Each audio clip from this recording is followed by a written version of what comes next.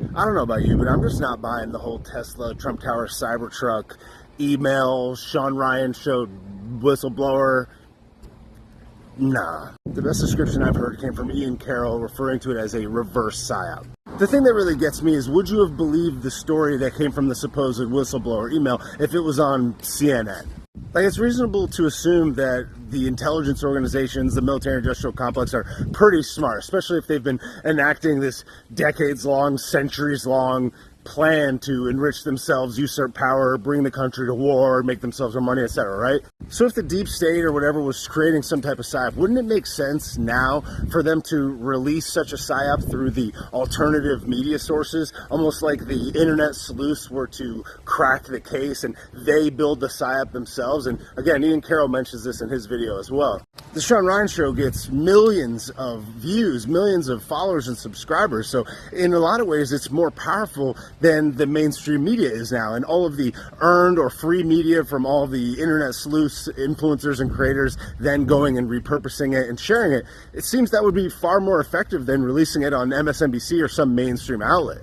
I just find this alleged email and all of the supposed connecting details to be just way too perfect and not adding up, especially this so early where everyone is like, look, did you see the Sean Ryan Show? That just is the fact. Now I like and trust Sean Ryan, and it just seems like we're a little bit too early, the details a little too perfect, and the cloudiness around this just seems just way too perfect, so simple, so early. It also has successfully distracted people from the far more deadly and, in a lot of ways, likely more significant attack that happened in New Orleans. It's like that one's not being talked about nearly as much, yet it is probably much more nefarious. To me, it just leads all too conveniently to an inevitable, global calamity with the country with the red flag. It's like, if this in any way leads to like, oh, we need to go to war with this country because they're flying these drones over us or whatever, it's like, that would be a successful PSYOP by all PSYOP standards. Now, I don't know anything more than you do, just a person talking to his phone, but to me, it just seems like we shouldn't be trusting anything. And certainly this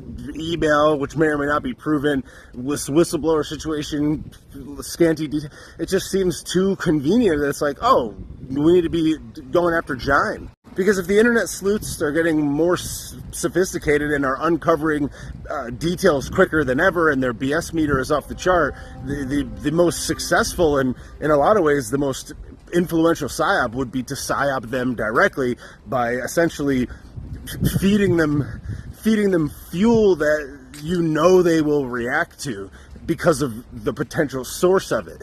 Because both incidents seem to clearly point in the direction of, we need more surveillance, we need more, preventative measures, we need more individual rights taken away under the guise of protection, when these exact same agencies have fumbled the bag of protecting us from all types of multitudes of things, where people will post online what they're about to go do at a school or whatever, and like they'll be on a watch list, they'll get interviewed by the people, and then they don't prevent it anyway. So it just seems to me like this is naturally leading to more rights being taken away, an increased surveillance state, and ultimately saying like, hey, sound the alarm, we need to go and preemptively get Jime or whoever we want to associate blame with this.